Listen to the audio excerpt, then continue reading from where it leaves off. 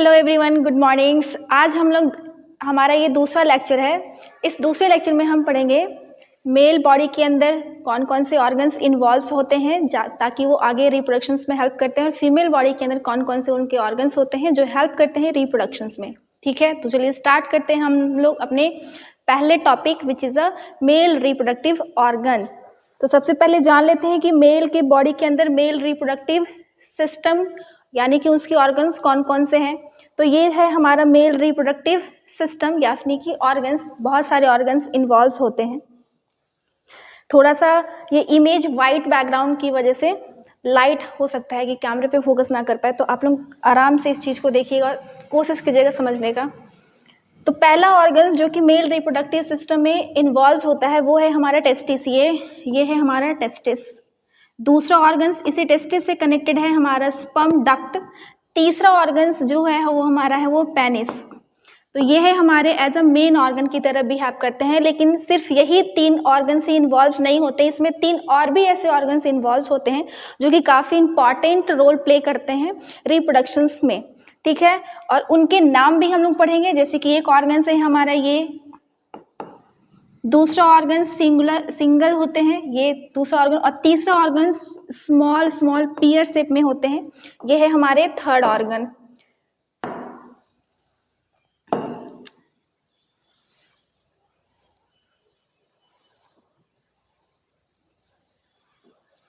यहाँ पियर शेप पे जो स्ट्रक्चर दिखाई दे रहा है ये साइज में 2 होते हैं। अलग अलग ऑर्गन्स के अलग अलग नाम है और उनका अलग अलग सेक्रेशन है जो कि काफ़ी इंपॉर्टेंट रोल प्ले करते हैं। लिखा हुआ है क्या कि male reproductive organs consist of testis. Testis जो है वो प्लूरल है क्योंकि टेस्टिस जो होते हैं वो नंबर्स में 2 होते हैं, इसलिए यहाँ टेस्टिस लिखा हुआ है। लेकिन अगर सिंगल हम कंसिडर करें तो वो होता है TSTIS टेस्टिस। ठीक है, टेस्टिस जो कि हमारा प्राइमरी ऑर्गन्स होता है।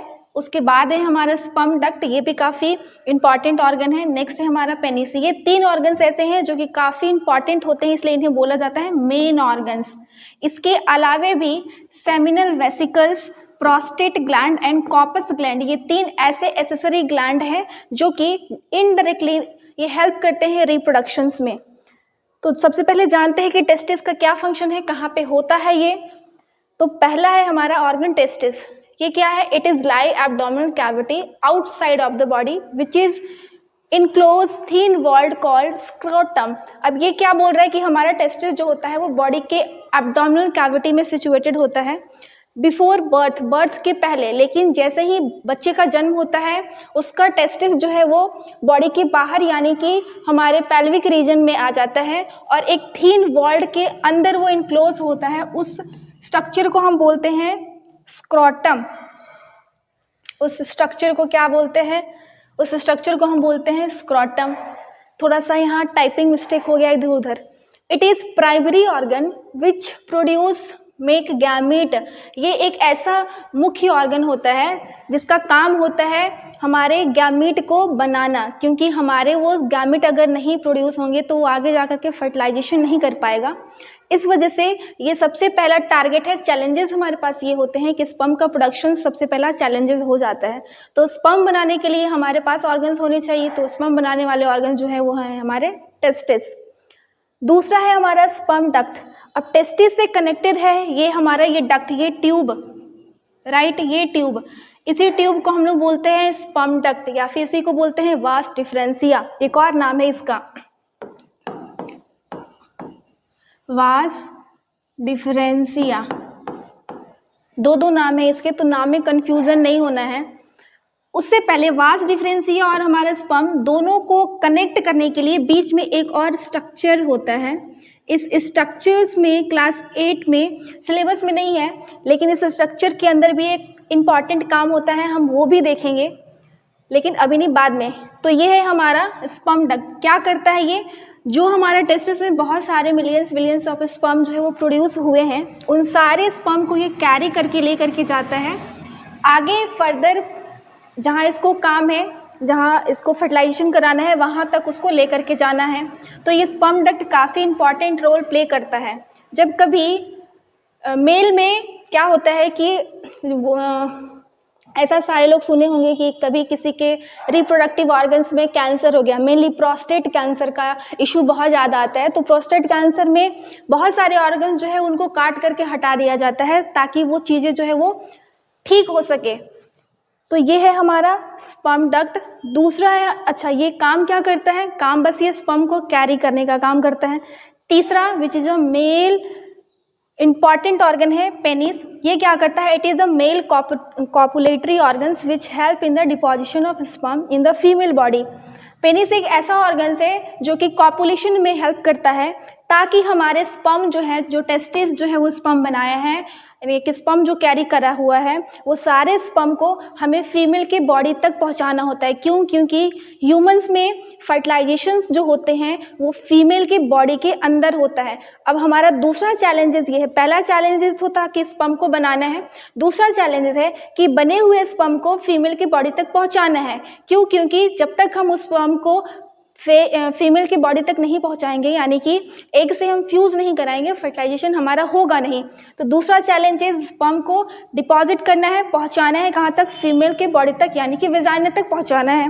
और वेजाइना तक पहुंचाने में भी इसे बहुत सारे चैलेंजेस से होकर के गुजरना पड़ता है। क्योंकि हालांकि अच्छा एक बात ये है कि हमारा जो स्पर्म है वो मूव कर सकता है अपने आप, एक सेल है, अब सेल के पास एक कैपेबिलिटी है कि वो मोशन भी कर सकता है। सारे सेल की बात हम नहीं कर रहे हैं। मिलिस्पर्म सेल्स एक ऐसा सेल स्पेशल भी है ये, क्योंकि ये मूव कर सकता है। अब ये खुद ब खुद मूव कर सकता है, लेकिन इसके पास मूव करने के लिए ज़्यादा अमाउंट का एनर्जी नहीं होता है, क्योंकि इसको कहाँ से कहाँ तक मूव करना होता है। पहले तो इसे ये टेस्टिस में बनेगा, टेस्टिस से होते हुए इतने लंबे ट्यूब को, इसको लेंथ को पार करना होता है, तो उसके पास उतना एनर्जी रहता नहीं है। तो ये क्या करता है, बीच में हेल्प ले लेता है। किन का हेल्प ले लेता है, तो ये ले लेता है हेल्प सेमिनल वेसिकल का, प्रोस्टेट ग्लैंड का, कॉपस ग्लैंड का। ये सारे ग्लैंड जो है वो स्पर्म को हेल्प करते हैं उनके मूवमेंट में। तो पहला ऑर्गन है हमारा सेमिनल वेसिकल। सेमिनल वेसिकल क्या करता है, तो एक ऐसा सेक्रेट करता है जिसकी मदद से हमारे स्पर्म जो है वो उनको फ्लूइड मीडियम मिल जाता है ताकि वो आगे जो है अपना रास्ता ईजिली वो तय कर सके। अब फ्लूइड मीडियम है तो उसे स्पर्म को फ्लो करने में, चलने में, मूव करने में बहुत सुविधा हो जाता है। दूसरा है हमारा प्रोस्टेट ग्लैंड। ये क्या करता है, तो ये भी एक अपना सेक्रेशन निकालता है ताकि जब हमारे स्पर्म वेजाइना के अंदर जाएं तो वेजाइना का जो मीडियम होता है वो एसिडिक मीडियम होता है, और एसिडिक मीडियम में हमारे स्पर्म जो है वो सर्वाइव नहीं कर पाते हैं, डाई कर जाएंगे, क्योंकि वो प्रोड्यूस हुए हैं तो उनको एसिडिक मीडियम नहीं चाहिए होता है। तो एसिडिक मीडियम को कंट्रोल करने के लिए हमारे प्रोस्टेट ग्लैंड से वो हेल्प ले लेते हैं। आगे ये मिलते हैं कॉपस ग्लैंड से। कॉपस ग्लैंड क्या करता है, जब हमारे ये है हमारा स्पर्म डक्ट, स्पर्म डक्ट से होते हुए यहाँ पे मिला उसको सेमिनल वेसिकल। ये क्या है हमारा, ये है हमारा पहला accessory gland which is seminal vesicle. दूसरा ये जो आपको पियर शेप का दिखाई दे रहा है ये है हमारे प्रोस्टेट ग्लैंड। ये नंबर्स में 1 होते हैं, इनक्लोज्ड होते हैं, इस ट्यूब के सराउंडेड इनक्लोज होते हैं। इनका काम क्या होता है, इनका काम होता है एसिडिक मीडियम को कंट्रोल करने वाले एल्केलाइन को सिक्रेट करना। तीसरा ये आपको ये ऑर्गन्स दिखाई दे रहा होगा, इसको इरेज कर देते हैं हम। ये ग्लैंड दिखाई दे रहा होगा, ये है हमारे कॉपस ग्लैंड। नंबर्स में ये 2 होते हैं। ये क्या करता है, तो जब हमारे ये पेनिस के अंदर, तीसरा ऑर्गन है हमारे ये पेनिस के अंदर, जब हमारे स्पर्म जो है आते हैं तो पेनिस जो है वो उसका मीडियम भी काफ़ी एसिडिक होता है। तो उस एसिडिक मीडियम को न्यूट्रलाइज करने के लिए हमारे कॉपस ग्लैंड जो है वो अपना सेक्रेशन देता है ताकि हमारे स्पर्म जो है वो ईजिली सेफली विजाइना तक, यानी कि एग तक जो है वो पहुँच सके। तो टेस्टिस हम पढ़ लिए, टेस्टिस क्या है, स्पर्म डक्ट भी जान लिए क्या है, पेनिस भी जान लिए क्या है। अब आते हैं हमारे एसेसरी ऑर्गन्स। ये हैं हमारे accessory organs, seminal vesicle, prostate gland and Cowper's gland. SPC short form इसका SPC, seminal vesicles, prostate gland and Cowper's gland. ये क्या करते हैं, तो पहला है हमारा it secrete seminal fluid which serves as medium for movement. ये मूवमेंट के हेल्प करते हैं, किसके मूवमेंट में हेल्प करते हैं, ये स्पर्म के मूवमेंट में हेल्प करते हैं। तो ये जब अपना सेक्रेशन देते हैं तो स्पर्म और सेमिनल वेसिकल्स के फ्लूइड दोनों को हम कंबाइन करके उसे बोलते हैं सीमेन। क्या बोलते हैं उसे हम बोलते हैं सीमेन। अब हम स्पर्म को एज ए स्पर्म नहीं बोलेंगे, अब हम उसे क्या बोलेंगे, अब हम उसे सीमेन बोलेंगे। सीमेन के अंदर क्या क्या है भाई, तो इस सीमेन के अंदर सेमिनल फ्लूइड है,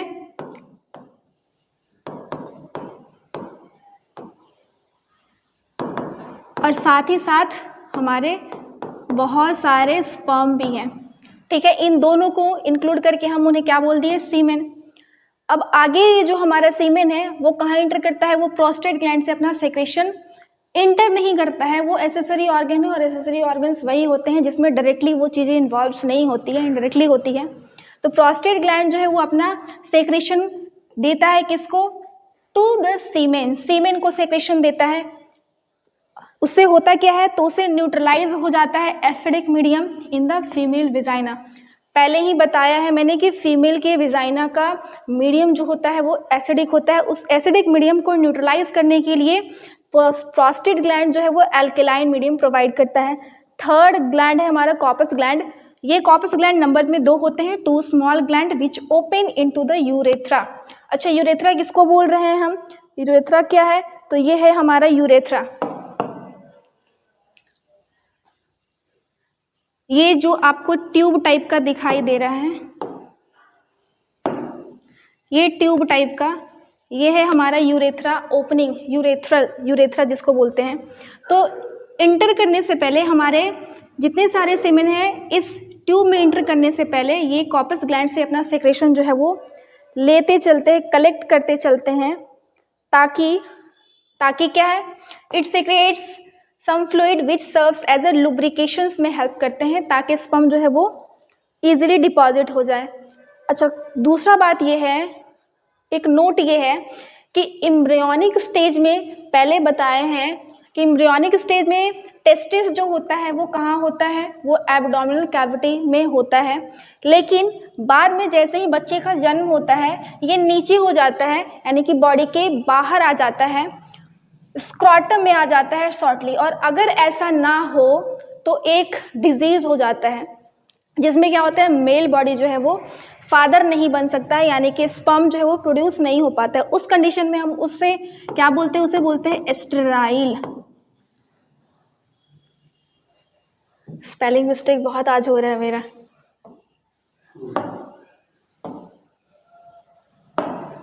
वैसे कंडीशन में हम उसे क्या बोलते हैं, उसे हम बोलते हैं स्टेराइल।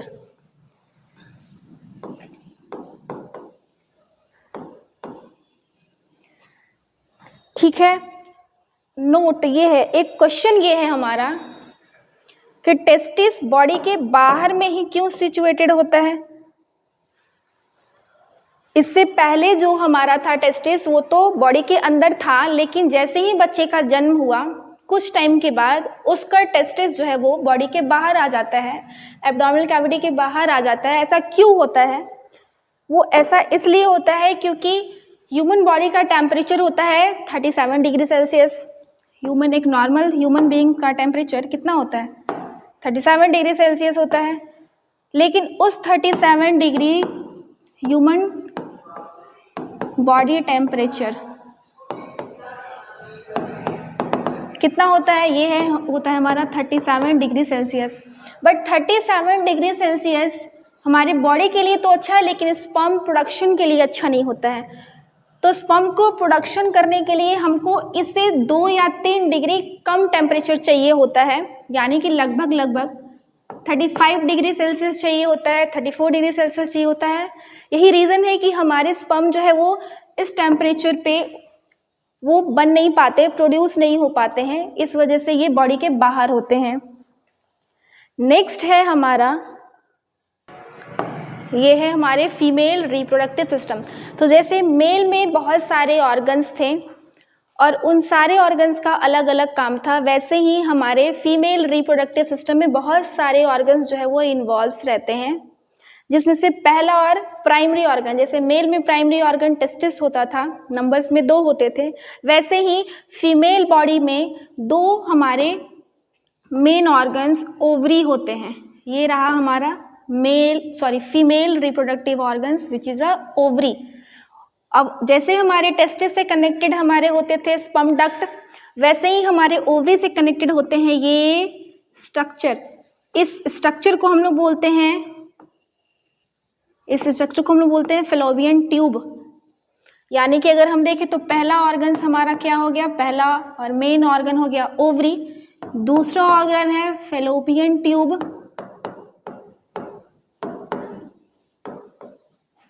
तीसरा ऑर्गन ये रहा हमारा यूटरस। तीसरा ऑर्गन क्या है, तीसरा ऑर्गन यूटरस। और यूटरस से कनेक्टेड ये एरिया ये है हमारा सर्विक्स। एक्चुअली यूटरस यहाँ पे आकर के एंड हो जाता है, इस बाकी बचे कनेक्टेड एरिया को हम लोग बोलते हैं सर्विक्स। एंड लास्ट है यहाँ से यहाँ तक है हमारा वेजाइना। तो कितने हो गए, 1 2 3 4 5 जो है वो फीमेल रिप्रोडक्टिव ऑर्गन्स है। तो जैसे मेल में हमारा टेस्टिस जो है वो स्पर्म बनाता था, स्पेशल सेल यानी कि गैमेट प्रोडक्शंस होते थे, वैसे ही हमारे ओवरी में एग का फॉर्मेशन होता है। एक्चुअली फॉर्मेशन नहीं होता है, एग वहाँ पे बस मैच्योर होते हैं, ठीक है। आगे वो एग जो है वो कैरी कर लिए जाते हैं फेलोपियन ट्यूब के थ्रू। अगर फेलोपियन ट्यूब में हमारे एग जो है फ्यूज हो जाते हैं स्पर्म सेल से और वो बन जाता है जाइगोट, तो वो बने हुए यानी कि फर्टिलाइज्ड एग हमारे यूट्रस में आ जाते हैं और यूट्रस से फिटस, यूट्रस में फिर फिटस बनता है, फिर वो आगे डेवलपमेंट होकर के एक बेबी प्रोड्यूस हो जाता है। लेकिन अगर नहीं होता है तो उसमें भी यूट्रस का अलग अलग अपना अपना रोल है। फिर आता है सर्विक्स, सर्विक्स का भी काफ़ी इंपॉर्टेंट है बेबी के बर्थ में। फिर आता है हमारा लास्ट वेजाइना। वेजाइना एक ऐसा ऑर्गन्स है जो क्या करता है, स्पर्म को रिसीव करता है। तो बारी बारी से हम लोग डिटेल में देख लेते हैं इसकी ऑर्गन्स। पहला और प्राइमरी ऑर्गन्स है हमारा ओवरी। ये स्मॉल ओवल शेप का होता है, जैसा कि हम लोग देखे थे ओवल शेप का होता है, स्मॉल होता है। प्राइमरी ऑर्गन्स है ये भी लाइक टेस्टिस की तरह। कहाँ पे होता है, तो ये एब्डोमिनल कैविटी में होता है, बॉडी के इनसाइड में होता है। Only egg mature in each ovary alternate month. अच्छा, ये क्या बोल रहा है, ये बोल रहा है कि हमारे 2 ओवरी है नंबर्स में, लेकिन दोनों ओवरी जो है वो एक ही टाइम पे फंक्शंस में नहीं आते हैं। सपोज अगर हमारा एक मंथ इस राइट ओवरी से एग रिलीज हुआ, प्रोड्यूस हुआ मेच्योर होकर के, तो दूसरे मंथ इस वाले ओवरी से हमारे एग जो है वो मेच्योर होकर के निकलते हैं।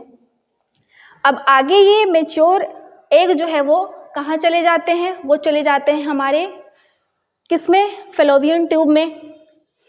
दूसरा है ये point, productions of egg is called oogenesis। जब हमारे एग जो है वो बनना स्टार्ट हो जाते हैं ओवरी में, तो उस प्रोसेस को हम लोग बोलते हैं oogenesis। लेकिन अगर यही काम मेल में हो, यानी कि मेल का टेस्टिस अगर स्पर्म प्रोडक्शंस करना स्टार्ट कर दे, उस प्रोसेस को बोलते हैं हम लोग स्पर्मेटोजेनेसिस। क्या बोलते हैं, स्पर्म का प्रोडक्शन हो रहा है तो उसे हम बोल दिए स्पर्मेटोजेनेसिस। जेनेसिस का मतलब होता है सिंथेसिस करना, बनाना, और स्पर्म बन रहा है इसलिए स्पर्मेटोजेनेसिस, ठीक है। oogenesis एग का फॉर्मेशन, स्पर्मेटोजेनेसिस स्पर्म का फॉर्मेशन। नेक्स्ट है हमारा फेलोपियन ट्यूब। ये ट्यूब जो है वो लगभग 12 सेंटीमीटर इन लेंथ, यानी कि वेरी कर सकता है अलग अलग बॉडी में, जरूरी नहीं है कि ये फिक्स डेटा है कि 12 से ज़्यादा भी हो सकता है, कम भी हो सकता है इधर उधर। Which is responsible for fertilisation. अच्छा, दूसरा बात ये है कि यहाँ पे फर्टिलाइजेशन भी होता है, यानी कि यही वो साइट है, यही वो जगह है जहाँ पे हमारे स्पर्म सेल और हमारे एग सेल जो है आपस में फ्यूज होते हैं, यानी कि फर्टिलाइज्ड होते हैं। तो ये साइट है, ये जगह है फर्टिलाइजेशन का, इसलिए भी ये फेलोपियन ट्यूब जो है वो इम्पॉर्टेंट है। दूसरी बात, ये हमारे एग को कैरी करता है, फीमेल गैमेट को कैरी करता है, कहाँ से कहाँ तक, ओवरी से यूट्रस तक लेकर के जाता है। तीसरा ऑर्गन्स है हमारा यूट्रस, काफ़ी इंपॉर्टेंट है। अब फर्टिलाइजेशन हो गया, आफ्टर फर्टिलाइजेशन क्या होता है, हमारे एग सेल, सपोज हमारे एग सेल और हमारे स्पर्म सेल फ्यूज हो गए।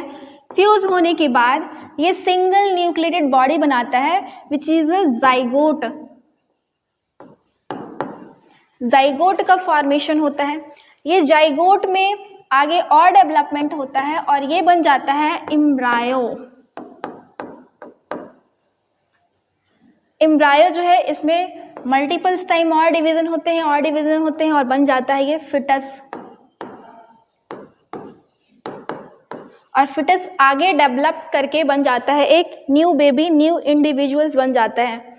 लेकिन हमारे जितने भी यहाँ से एग का स्पर्म से मिलना, फिर जाइगोट बनना, जाइगोट से फिर एम्ब्रायो बनना, ये सारे प्रोसेसेस कहाँ पे होते हैं? ये सारे प्रोसेसेस हमारे फैलोपियन ट्यूब में ही हो जाते हैं।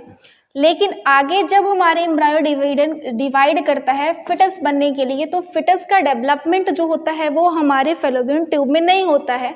फिटस का डेवलपमेंट करने के लिए हमें बहुत सारा अमाउंट का एनर्जी, बहुत सारा अमाउंट का फूड मटेरियल्स का रिक्वायरमेंट होता है और उसके लिए हमारे बेस्ट ऑर्गन्स जो है वो यूट्रस होते हैं। तो यूट्रस क्या है? एक ऐसा है जो कि हॉलो है, अंदर से खाली है बिल्कुल, पियर शेप का होता है, मस्कुलर ऑर्गन्स है, situated in the pelvic cavity होता है। अच्छा, पेल्विक कैविटी अगर हम बॉडी को दो पार्ट्स में डिवाइड करें तो ऊपर वाले रीजन को हम लोग चेस्ट, जिसमें हमारा हार्ट होता है, जिसमें हमारे लंग्स होते हैं, उस रीजन को हम बोलते हैं थोरैसिक कैविटी या फिर चेस्ट कैविटी।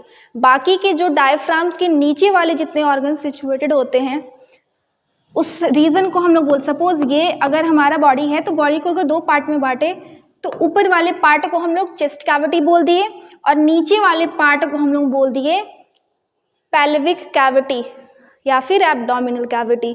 तो हमारे जो यूट्रस होते हैं वो कहाँ पे सिचुएटेड होते हैं? वो इस रीजन में सिचुएटेड होते हैं विच इज़ अ पेल्विक कैविटी। होता क्या है यहाँ पे? तो वहाँ पे ग्रोथ होता है, डेवलपमेंट होता है किसका? एम्ब्रियो का एंड फिटस का डेवलपमेंट होता है। क्योंकि आगे जो हमारे एम्ब्रायो है वो हमारे यूट्रस में जा करके चिपक जाते हैं, इम्बेडेड हो जाते हैं और वहाँ से ढेर सारे न्यूट्रिशंस जो है वो यूज़ करते हैं और बेबी का डेवलपमेंट कराते हैं। लास्ट ऑर्गन्स है हमारा वेजाइना।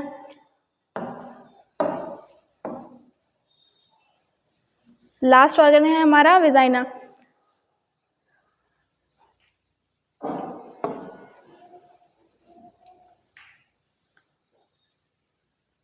वेजाइना एक ऐसा मस्कुलर ट्यूब है जो लगभग 10 to 15 सेंटीमीटर लॉन्ग होता है विच रिसीव मेल गैमेट। इसका काम है मेल गैमेट को रिसीव करना।